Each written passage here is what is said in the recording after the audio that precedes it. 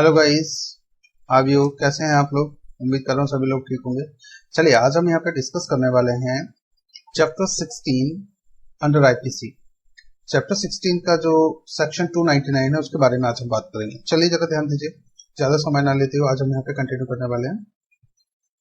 तो सबसे पहले चैप्टर 16 जो रिलेटेड है सेक्शन 299 से लेकर के 377 तक डिफाइन किया गया था इंडियन पिनल कोड यानी कि भारतीय दंड संहिता। और आपसे बोलना चाहूंगा कि आपको ये वीडियो पसंद आता है तो उसे लाइक सब्सक्राइब बेल आइकन जरूर प्रेस कर दीजिएगा। चलिए गाइस सीधे हम कंटिन्यू करते हैं। आज चैप्टर 16 में सेक्शन 299 के लिए हम बात करने वाले हैं कि आपराधिक मानववध यानी कि कल्पेबल होमिसाइड की बात करेंगे। सेक्शन 299 में डेफिनेशन की बात की गई है, सेक्शन 304 में इसके पनिशमेंट की बात की गई। तो सबसे पहले सेक्शन 299 को हम लोग एक बार देख लेते हैं। कल्पेबल होमिसाइड यानी कि आपराधिक मानववध की बात करते हैं। तो सबसे पहले हम सीधे डेफिनेशंस की तरफ चलते हैं। तो जरा ध्यान दीजिएगा, ये सेक्शन 299 का है और इसमें जरा हम लोग ध्यान देते हैं। सबसे पहले ध्यान देंगे, culpable homicide defined as under section 299 whoever caused death by doing an act with the intention of causing death. Kindly pay attention there. Whoever caused death, कोई भी व्यक्ति जो हत्या करता, और by doing an act with the intention of causing death, और act कैसे किया जा रहा है, with the intention of causing death, और with the intention of causing such bodily injury as is likely to cause death. Second one, first point and second point. Or with the knowledge that he is likely by such act to cause death commits the offense of culpable homicide. अच्छा इस पर ध्यान देते हैं हम लोग एक बार। इसके पॉइंट्स क्या देखिए, सेक्शन 299 में डिफाइन किया गया कल्पेबल होमिसाइड, और इसको कहा जाएगा whoever caused death, जो कोई हत्या करता है, बाय कैसे करेगा, doing an act with the intention of causing death। ये एक फर्स्ट एसेंशियल एलिमेंट्स है एंड सेकेंड एसेंशियल एलिमेंट्स की तरफ हम लोग बात करते हैं। और with the intention of causing such bodily injury as is likely to cause death. Suppose that somebody is committing causing bodily injury as is like to cause, जिससे death होने की संभावना है, ऐसी कोई भी चोट पहुंचाता है। तो ध्यान दीजिएगा, और with the knowledge that he is likely by such act to cause death, और जिसमें वो ज्ञान भी रखता हो, नॉलेज जिसमें with the knowledge that he is likely by such act to cause death. First point and second point and third point, ये three इसके एसेंशियल एलिमेंट्स हैं।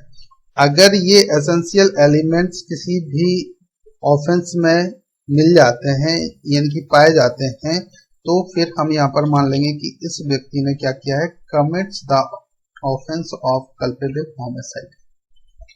चलिए इसकी जरा डेफिनेशन हम हिंदी में भी देख लेते हैं, हिंदी में क्या कह रही है, जरा ध्यान दीजिएगा। चैप्टर 16 का सेक्शन 299 है, जरा ध्यान दीजिए।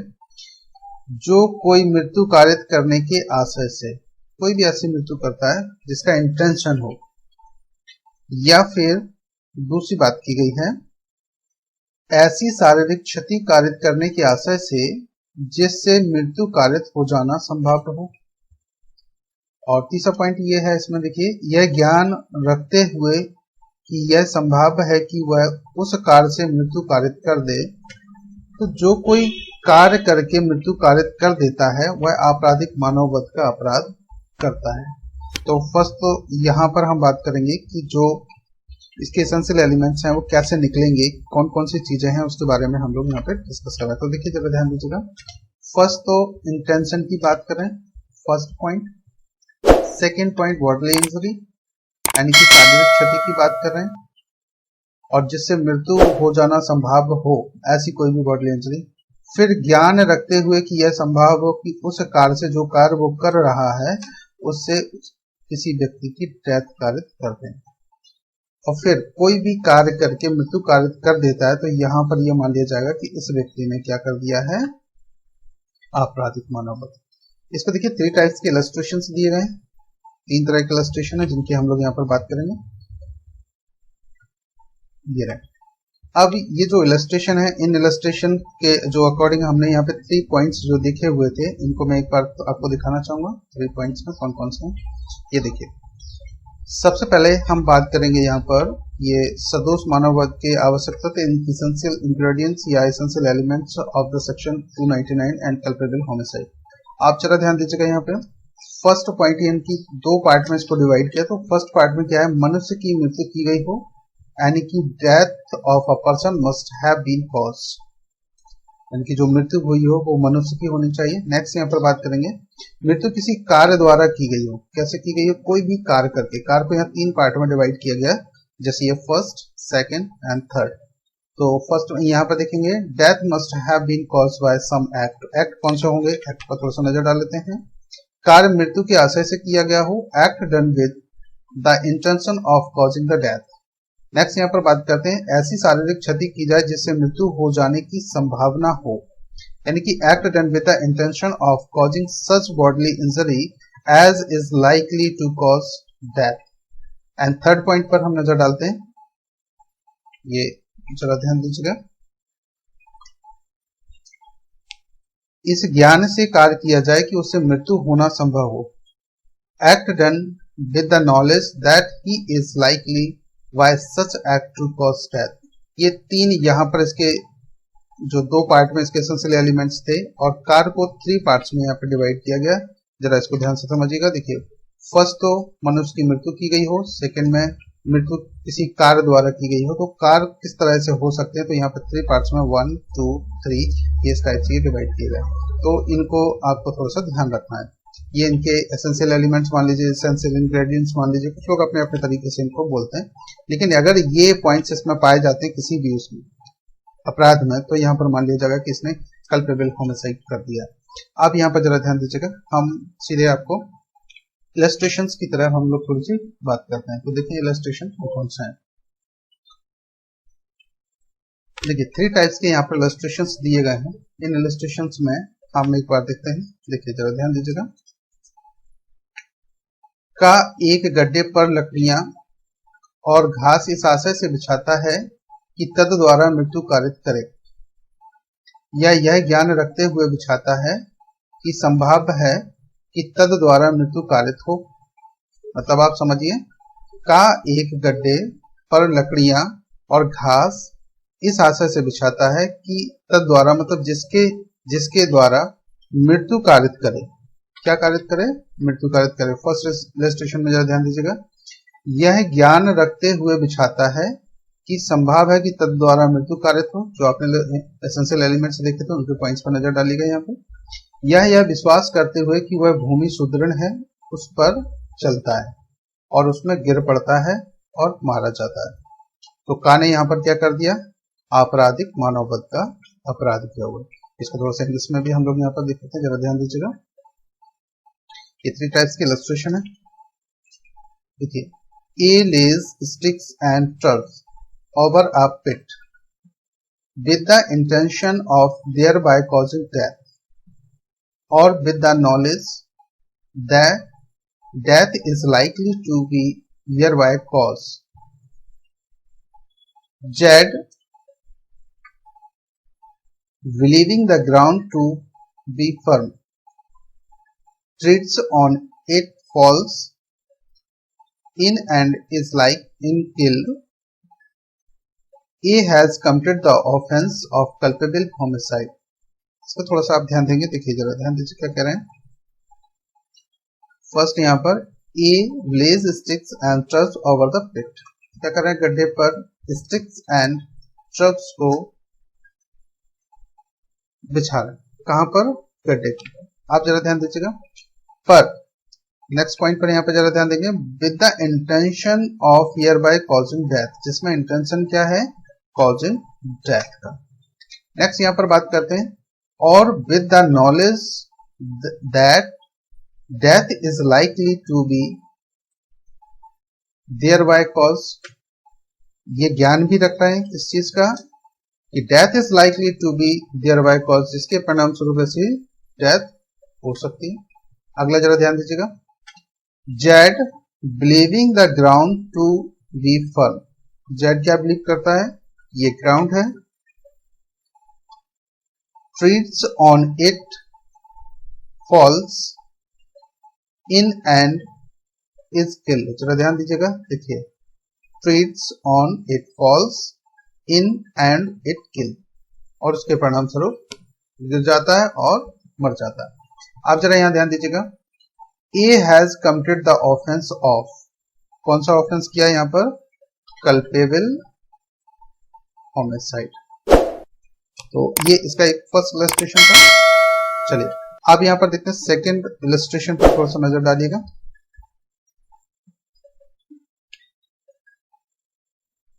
ये का नंबर का इलस्ट्रेशन है, जरा देखिए ध्यान दीजिए। का यह जानता है कि या एक झाड़ी के पीछे है, का को ये पता है या नाम का व्यक्ति एक झाड़ी के पीछे छिपा है, और खा यह नहीं जानता या कि मृत्यु करने के आशय से या यह जानते हुए कि उससे या की मृत्यु कारित होना संभव है। खा को उस झाड़ी पर गोली चलाने के लिए का वो तो प्रेरित करता है, कौन करता है, का नाम का व्यक्ति खा को उस झाड़ी पर गोली चलाने के लिए उत्प्रेरित कर देता है। अब यहाँ जरा ध्यान दीजिएगा, खा गोली चलाता है और या को मार डालता है। अब जरा ध्यान दीजिए, खा को नहीं पता है पर का के उकसाने के परिणाम स्वरूप को गोली चला देता है। तो यहाँ यह हो सकता है कि खा किसी भी अपराध का दोषी ना हो, किंतु का ने यहाँ पर आपराधिक मानववध का अपराध किया हुआ है। तो यहाँ पे देखिए जरा सीधे सीधे से इसको समझिए। अगर हम यहाँ पर बात करते हैं, का नाम यह जानता है कि या झाड़ी के पीछे है, ध्यान दीजिएगा, का को यह पता है कि या नाम का व्यक्ति झाड़ी के पीछे पता है, छिपा हुआ है। खा यह नहीं जानता, खा को यह पता ही नहीं है कि का झाड़ी के पीछे है, और का यहाँ पर उकसा देता है खा को, और खा परिणाम स्वरूप गोली चला देता है। तो खा का तो कोई इंटेंशन नहीं था किसी को मारने का, पर का का यहाँ इंटेंशन था, तो का यहाँ पर आपराधिक मानववध के लिए पनिशमेंट उसको मिल सकता है। आप जरा ध्यान दीजिएगा। नेक्स्ट है बी नंबर पॉइंट्स पर हम एक बार नजर डालते हैं। A knows Z to be behind a bus, B does not know it, A intending to cause or knowing it to be likely to cause death. Include B to fire at the bus. Induce V to fire at the bus. B fire and kills Jack. Here B may be guilty of no offense, but A has committed the offense of culpable homicide. तो देखिए यहाँ पे क्या कह रहे हैं, A knows Z, ए को पता है Z to be behind a bus, कि जो जेड नाम का व्यक्ति है वो बस के पीछे यानी कि झाड़ियों के पीछे है। B does not know it, but B को नहीं पता है। ए इंटेंडिंग टू कॉज और knowing it to be likely to cause Z death. अब यहां पर जरा ध्यान दीजिएगा, देखिए क्या कह रहे हैं ये, A intending to cause, A का आशय है और ये जानता भी है, knowing it to be likely to cause जेड्स डेथ, और जिससे संभावना है कि जेड्स की डेथ हो सकती है। Induces B to fire at the bush, B fire and kills Z, और बी के फायर से जेड की डेथ हो जाती है।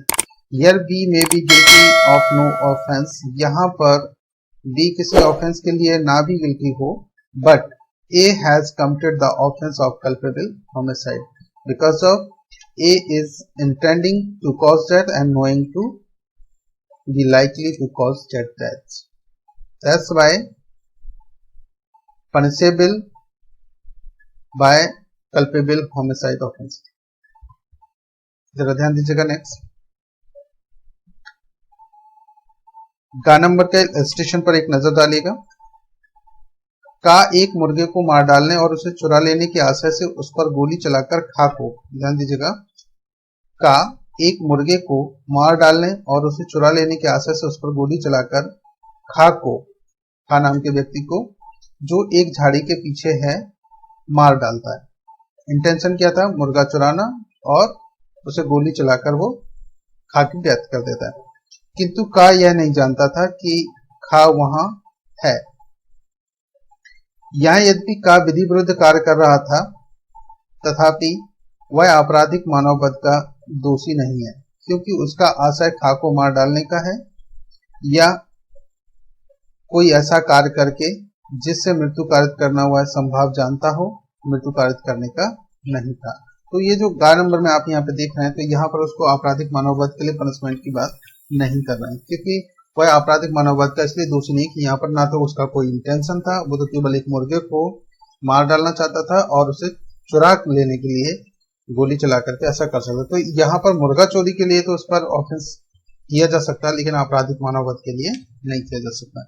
ये तीसरा नंबर का जो इलस्ट्रेशन है इसमें ये बात करना, देखिए जरा ध्यान दीजिएगा, इंग्लिश में भी थोड़ा सा देख लीजिए इसको।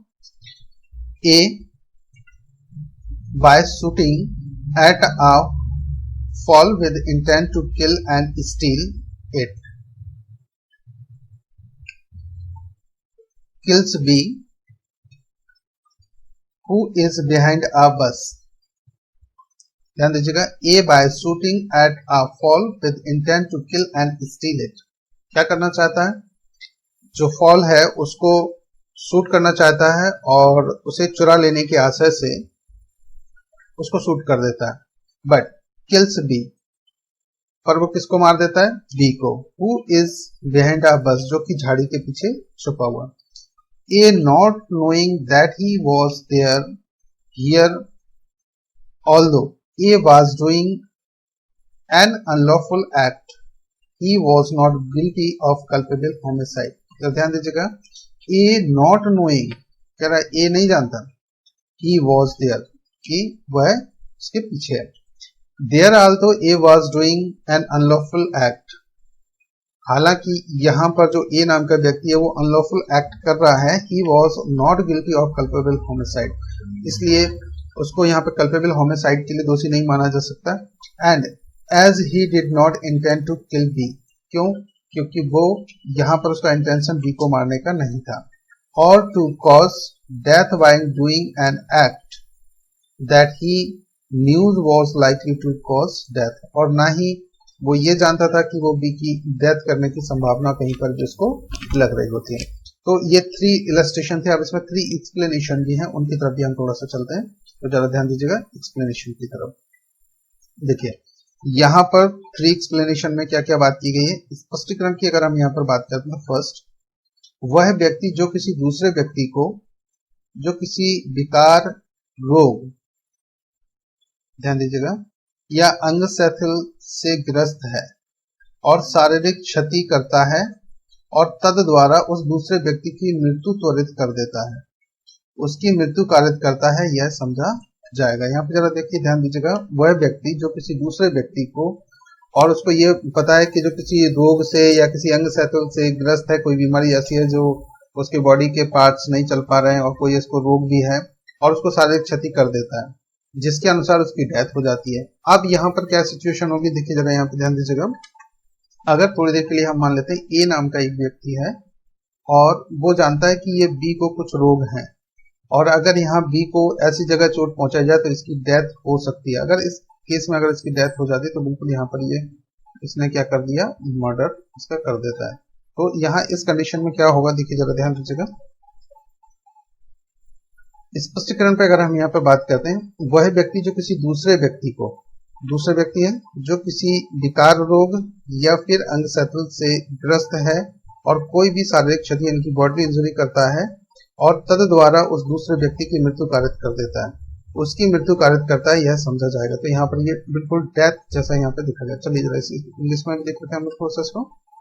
एक्सप्लेनेशन फर्स्ट नंबर पर जरा ध्यान दीजिएगा। A person who caused bodily injury to another who is laboring under a disorder, disease or bodily infirmity and thereby accelerates the death of that others shall be deemed to have caused his death. तो ध्यान दीजिएगा, देखिए, a person who cause bodily injury, person किसी को भी bodily injury करता है to another, इसको दूसरे व्यक्ति को, who is labouring under a disorder, और वो किसी लेबरिंग डिसऑर्डर से पीड़ित है, एंड डिसीज, और किसी बीमारी से भी। अब यहां पर जरा ध्यान दीजिएगा, bodily infirmity and thereby accelerates the death of the others shall be deemed to have caused his death। तो कैसा मान लिया जाएगा कि जैसे उसने डेथ कर दी हो। तो यहाँ पर जो दो पॉइंट्स आप यहाँ पर देखेंगे, देखिए, फर्स्ट पॉइंट, कोई भी ऐसी बॉडली इंजरी करता है, first point, and second point में यहाँ पर देखेंगे who is labouring under disorder, disease और बॉडली इंफर्मिटी। तो ये दो तरह के यहाँ पॉइंट्स हैं कि अगर इस कंडीशन में कोई व्यक्ति होता है, और फिर देखिएगा यहाँ पे thereby accelerates the death of that others, और उससे क्या हो जाता है, परिणाम स्वरूप यहाँ पर उसकी डेथ हो जाए, किससे, ये person who cause bodily injury, जो बॉडली इंजरी से करता है, तो ऐसा माना जाएगा shall be deemed to have cause his death, उसने उसकी मृत्यु कारित कर दिया। Second number, explanation number second पर हम जब ध्यान देते हैं, सेकेंड नंबर पर इलस्ट्रेशन पर जरा ध्यान दीजिएगा, ये एक्सप्लेनेशन पर देखिए, जरा ध्यान दीजिए, जहां की शारीरिक क्षति से मृत्यु कारित की गई हो, इसे शारीरिक क्षति की गई हो, कोई भी बॉडली इंजरी की गई जिससे किसी की डेथ हो जाए, उस सिचुएशन में क्या होगा, वहां जिस व्यक्ति ने ऐसी शारीरिक क्षति कारित की हो, उसने वह मृत्यु कारित की है, यह समझा जाएगा। यद्यपि उचित उपचार और कौशलपूर्ण चिकित्सा करने से वह मृत्यु रोकी जा सकती थी। यहाँ पर जरा ध्यान दीजिएगा, देखिए क्या कर रहे हैं, कोई शारीरिक क्षति कारित की गई, इनकी बॉडली इंजरी की गई है, वहां जिस व्यक्ति ने शारीरिक क्षति कारित की हो और उसने वह मृत्यु कारित की है, यह समझा जाएगा। यद्यपि उसका अगर उपचार ठीक तरीके से किया जाता, कौशलपूर्ण चिकित्सा किया जा सकता था, तो ऐसी मृत्यु को रोका जा सकता था। सेकेंड स्पष्टीकरण एंड थर्ड नंबर स्पष्टीकरण पर जरा ध्यान दीजिएगा। चलिए इसको थोड़ा सा हम लोग इंग्लिश में देख लेते हैं, फिर इसके बाद थर्ड पर चलते हैं। एक्सप्लेनेशन नंबर 2 पर जरा ध्यान देंगे, देखिए यहां पर हम बात कर रहे हैं, where death is caused by bodily injury, the person who cause such bodily injury shall be deemed to have caused the death. Next, although by resorting to proper remedies and skillful treatment, the death might have been prevented. अगर यहाँ skilful treatment उसको provide किया जाता तो उसकी जो death है उसको might have been prevent, इनकी उसको प्रिवेंट किया जा सकता था। अब यहाँ पे जरा ध्यान दीजिएगा, देखिए where death is caused by bodily injury, कोई भी ऐसी डेथ की गई है जो बॉडली इंजरी की वजह से हो, the person who cause such bodily injury, जो कोई भी ऐसी बॉडली इंजरी करता है, shall be deemed to have caused the death, जैसे कि उसको ऐसा माना जाएगा कि जैसे उसने डेथ की हो। Although by resorting the proper remedies, हालांकि अगर उसे प्रॉपर रेमेडीज दी जाती और स्किलफुल ट्रीटमेंट दी जाता तो the death might have been prevented, और डेथ को रोका जा सकता था। तो चलिए जरा एक्सप्लेनेशन नंबर 3 पर हम एक बार नजर डाल लेते हैं। एक्सप्लेनेशन नंबर 3 देखिए, जरा ध्यान दीजिए, माँ के गर्भ में स्थित किसी शिशु की मृत्यु कारित करना आपराधिक मानववध नहीं है। ये लाइन को थोड़ा सा कॉपी कर लीजिए, कंपटीशन में ये डायरेक्ट सीधे सीधे से ऐसे ही पूछ लिया जाता है। अगर ये है तो इसको मान लिया जाएगा कि ये आपराधिक मानववध नहीं है। पर इसका देखिए किंतु क्या करें, किंतु किसी जीवित शिशु की मृत्यु कारित करना आपराधिक मानववध की कोटि में आ सकेगा। अगर जीवित कोई शिशु है उसकी कोई डेथ करता है तो बिल्कुल वो आपराधिक मानववध की श्रेणी में आएगा।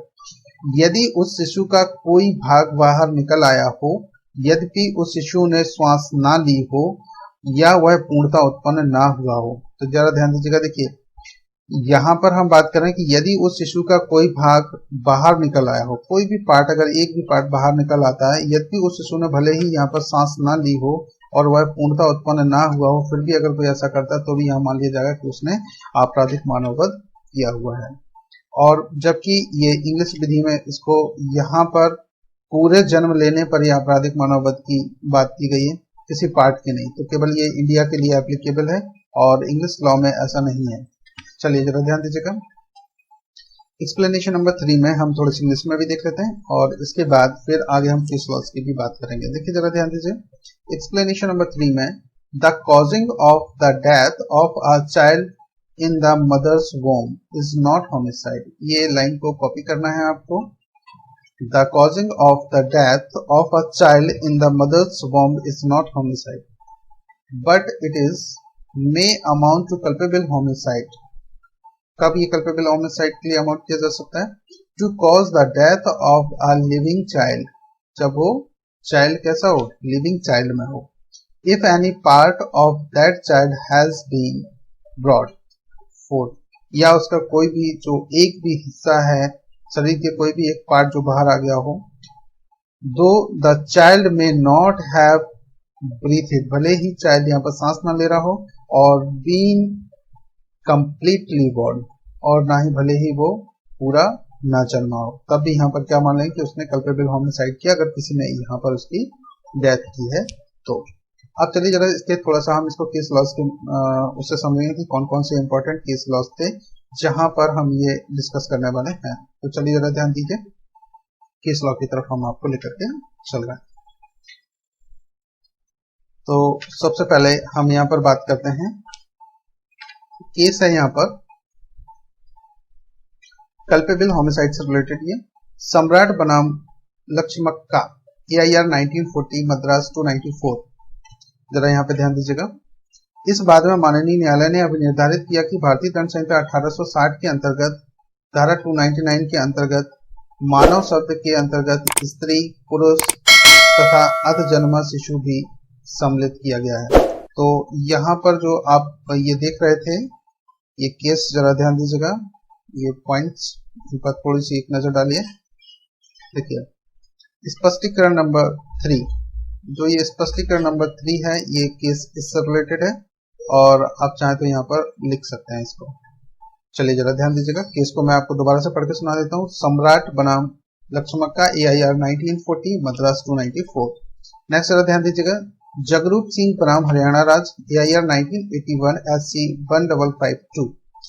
इस बाद में जरा ध्यान दीजिए, इस बाद में माननीय उच्चतम न्यायालय ने अब निर्धारित किया कि मानव वध के अपराध में विचारण करते समय अभियुक्त द्वारा प्रयुक्त हथियार की प्रकृति और अभियुक्त द्वारा पहुंचाई गई क्षति या चोट आदि से उसके आशय का अनुमान लगाया जा सकता है। तो यहाँ पर जितनी चोट जो की गई है, वहां पर जो भी हमला किया गया है उस पर, तो उससे ये अंदाजा लगाया जा सकता है कि उसका इंटेंशन क्या था और किस टाइप के उसने हथियार यहाँ उपयोग किए हुए थे। तो जरा नेक्स्ट केस पर हम लोग थोड़ा सा ध्यान देते हैं। जरा ध्यान दीजिए नेक्स्ट केस में, भाजपा बनाम राज 1960 क्रिमिनल लॉ जर्नल 1222 मैसूर। इस बाद में मृतक को उसकी छत पर घातक हथियार से उसके शत्रुओं द्वारा हमला करके 2-3 घाव कर दिए और हमले से बचने के लिए मृतक छत से कूद पड़ा, जिसके परिणाम स्वरूप उसकी मृत्यु हो जाती है। माननीय न्यायालय ने अब निर्धारित किया कि भले ही घावों से मृतक की मृत्यु ना हुई हो, लेकिन मृतक का छत से कूदना हमलावरों के कार्य का परिणाम था, इसलिए वे मानव वध के अपराध के दोषी हैं। नेक्स्ट जरा ध्यान दीजिएगा, नेक्स्ट केस यहाँ पर हम बात कर रहे हैं आर बनाम कुर्ले, और ये 1909 टू CR अपील 109 का ये केस है। जरा ध्यान दीजिएगा, इस इंग्लिश बाद में एक व्यक्ति अपनी नौकरानी को मारने के लिए उस पर झपटा, जिसके कारण नौकरानी खिड़की से बाहर कूदी और उसकी मृत्यु हो गई।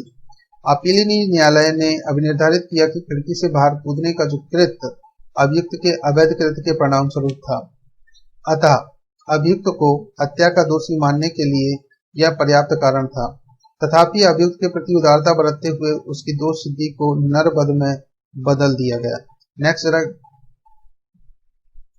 नेक्स्ट केस की तरफ हम लोग चलते हैं, आर बनाम गणेश डूले। इस केस पर जरा थोड़ा सा ध्यान दीजिएगा। ये आर बनाम जो गणेश डूले का जो केस है ILR 2000 कलकत्ता 351। इस बाद में अभियुक्त जो कि एक सपेरा था ने यह जानते हुए भी कि सांप के जहरीले दांत नहीं निकाले गए हैं, अपना कर्तव्य दिखाते हुए उस सांप को मृतक के सिर पर रख दिया और सर्प ने मृतक को काट लिया, जिस कारण से उसकी मृत्यु हो गई। अतः न्यायालय द्वारा सफेद एक को मानव वध के लिए दोष सिद्ध किया गया। नेक्स्ट जरा किस पर जरा ध्यान देंगे हम लोग, प्रभु बनाम मध्य प्रदेश राज्य, इस केस की तरफ थोड़ा सा नजर डालिएगा। प्रभु बनाम मध्य प्रदेश राज्य, AIR 1991 SC 1069। जरा ध्यान दीजिएगा। इस वाद में अभियुक्तों द्वारा बहू को अनूप चोटें पहुंचाई जाना उसकी हत्या के आशय के लिए पर्याप्त कारण माना गया तथा अभियुक्तों को मानव वध के लिए दोषी ठहराया गया। नेक्स्ट केस है गुजरात राज्य बनाम Anwar Hussain, 1988 criminal law journal 1335 Gujarat का ये केस है। जरा ध्यान दीजिएगा। इस वाद में एक 18 वर्ष के युवक द्वारा अपनी प्रेमिका की उदासीनता के कारण उसकी नृशंस हत्या की जाना उसके मृत्यु दंड को आजीवन कारावास में बदल दिए जाने के लिए उचित कारण माना। अब इसके बाद में हम यहाँ पर बात करने वाले हैं कि इसमें पनिशमेंट कितना मिलता है। तो सेक्शन 304 को एक बार नजर डालते हैं। Punishment for culpable homicide not amounting to murder. अगर कोई व्यक्ति जो कल्पेबल होमिसाइड का क्राइम करता है, अपराध करता है, तो उस सिचुएशन में उसको कितना पनिशमेंट दिया जाएगा, यानी कि हत्या की कोटि में ना आने वाले आपराधिक मानववध के लिए दंड की हम लोग यहाँ पर बात करेंगे। तो चलिए सबसे पहले हम आपको यहाँ पर बैरक की तरफ लेके चल रहे हैं। देखिए जरा ध्यान दीजिएगा। सेक्शन 304 ये मैंने लगा लिया, जरा ध्यान दीजिएगा। छोटा सा है, ज्यादा नहीं। देखिए क्या करें, हत्या की कोटि में ना आने वाले आपराधिक मानववध के लिए दंड कितना पनिशमेंट यहाँ पर दिया जा सकता है। तो देखिए जरा ध्यान दीजिएगा। जो कोई ऐसा आपराधिक मानववध करेगा जो हत्या की कोटि में नहीं आता है, यदि वह कार्य जिसके द्वारा मृत्यु कारित की गई है या मृत्यु या शारीरिक क्षति जिससे मृत्यु होना संभाव्य है कारित करने के आशय से किया जाए, तो वह आजीवन कारावास से या दोनों में से किसी भांति के कारावास से जिसकी अवधि 10 वर्ष तक की हो सकेगी दंडित किया जाएगा और जुर्माने से भी दंड नहीं होगा। इस लाइन को थोड़ा सा जरा ध्यान दीजिएगा।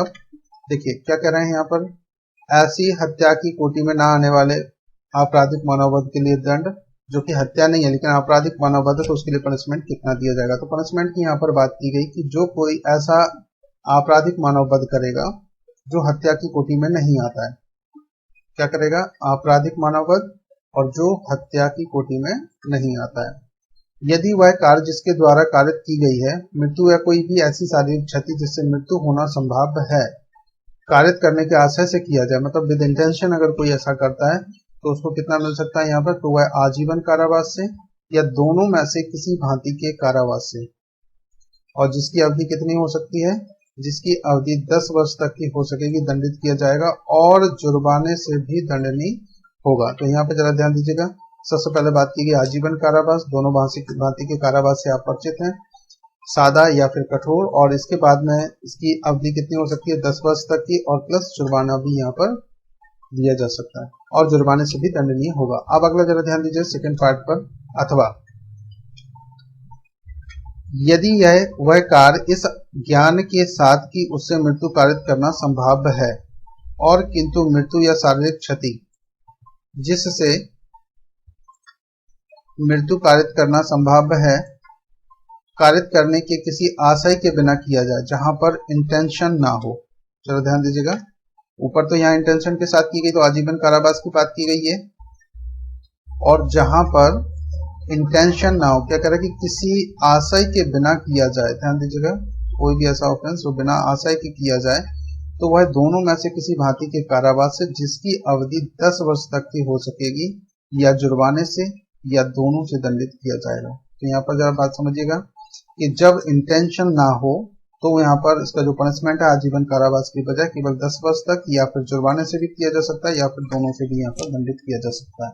अगर किसी ज्ञान के साथ कि उसे मृत्यु संभाव्य है पर इंटेंशन नहीं कि उसकी मृत्यु करना हो, पर रिस्क ले रहे हैं, और दूसरा किसी मृत्यु या शारीरिक कोई भी ऐसी क्षति होती है जिसके कारण मृत्यु होना संभाव्य होती है, तो और कैसे की जाए, वो बिना आशा के की जाए कि इसकी डेथ करनी है, मीन्स दुर्घटना इस टाइप की अगर कोई घट जाती तो वह दोनों में से किसी भांति के कारावास से जिसकी अवधि कितनी हो सकती है, 10 वर्ष तक की, और जुर्माने से या फिर दोनों से यहाँ पर दंडित किया जा सकता है। तो गाइस ये इसका वो था कि कितना इसमें पनिशमेंट दिया जा सकता है। अब इसके लिए मैं आपको कुछ केस लॉज के माध्यम से थोड़ा सा समझाना चाहूंगा, जरा यहाँ पे ध्यान दीजिएगा। एक केस है यहाँ पर कुट्टीलाल बनाम राज 1969 क्रिमिनल लॉ जर्नल 531, इस पर थोड़ा सा नजर डालिएगा। इस बाद में अभियुक्त ने झगड़े के दौरान एक बूढ़े व्यक्ति को जो हृदय रोग से ग्रसित था उठाकर जमीन पर पटक दिया। इससे देखना जरा ध्यान दीजिएगा, हृदय रोग से ग्रसित था, उठाकर जमीन पर पटक दिया, जिसके कारण उस वृद्ध व्यक्ति की पसलियां टूट गईं और वह मर गया। ये टाइपिंग मिस्टेक है, इसको आप और पढ़िएगा। और वह मर गया तो न्यायालय ने निश्चित किया कि अभियुक्त का अपराध धारा 325 के अंतर्गत आता है, ना कि धारा 304 के द्वितीय भाग के अधीन, क्योंकि अभियुक्त का मृत्यु कारित करने का ना तो आशय था और ना ज्ञान। नेक्स्ट केस की तरफ हम लोग चलते हैं, जरा ध्यान दीजिए। गुरदीप सिंह बनाम पंजाब राज्य का एक केस है। इस केस में ये AIR 1987 SC 1151 का ये केस है, जरा ध्यान दीजिएगा।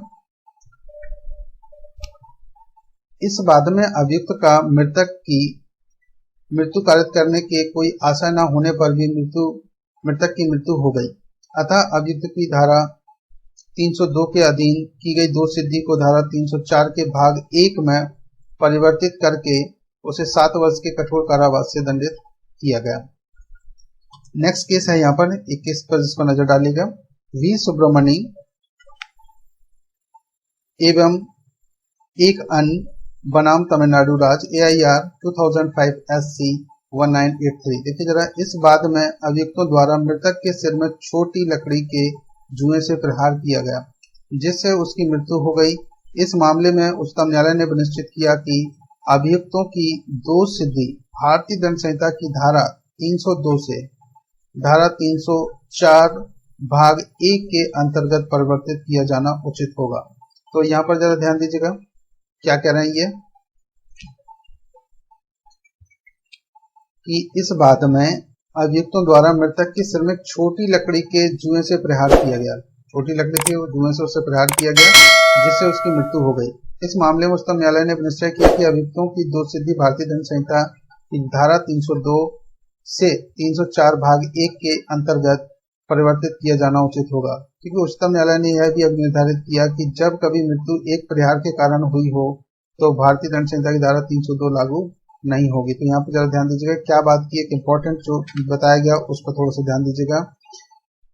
अभी निर्धारित किया कि जब कभी मृत्यु एक प्रहार के कारण हुई हो, इस लाइन पर थोड़ा सा ध्यान दीजिएगा। कौन सा केस पढ़ रहे हैं आप? वी सुब्रमणी एवं एक अन्य बनाम तमिलनाडु राज्य AIR 2005 SC 1983। तो इस कारण से इसे 302 के तहत दंडित नहीं किया जा सकता और ये इस केस में कहा गया था। चलिए जरा ध्यान दीजिएगा, नेक्स्ट केस पर हम लोग बात करें।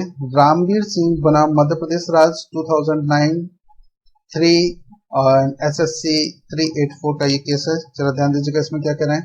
इस बात में न्यायालय ने अपीलकर्ता को धारा 302 के अधीन दंडादेश किया था, जिसे अपील में उच्च न्यायालय ने बदलकर धारा 109 34 के साथ पठित 304 भाग 1 में परिवर्तित कर दिया तथा अपीलार्थी को 5 वर्षों के कारावास तथा अनुबंध व्यतिक्रम की दशा में 20,000 रुपए जुर्माने की सजा सुनाई। तो ये इसके एक इम्पोर्टेंट केस लॉस थे। सो गाइस, मैं उम्मीद करता हूँ आप लोगों को हमारा ये वीडियो पसंद आया होगा। अगर आपको ये पसंद आया हो इसमें तो बिल्कुल इसे लाइक सब्सक्राइब जरूर कर दीजिएगा। हाँ, दूसरी चीज मैं आपसे बोलना चाहूंगा कि बुक से एक बार जरूर मैच कर लीजिएगा, क्योंकि देखिए मैंने जहां तक मेरी नॉलेज है उसके अनुसार ये बिल्कुल पूर्ण और सत्य है, लेकिन फिर भी कहीं कोई मिस्टेक, कुछ अमेंडमेंट्स कुछ ऐसे हैं कि मेरी नॉलेज के भी बाहर हैं। तो गाइज बिल्कुल उसको तैयार करिएगा। ये वीडियोस केवल आपको एक हेल्प करने के पॉइंट ऑफ व्यू से बनाएगा कि आपको नॉलेज हो और आप इससे आगे की स्टडी कर सकें। सो गाइज, अगर आपको पसंद आता तो इसे like subscribe bell icon press जरूर कर दीजिएगा। चलिए सो गाइज, हम मिलते हैं नेक्स्ट वीडियो में, तब तक के लिए ओके, बाय बाय।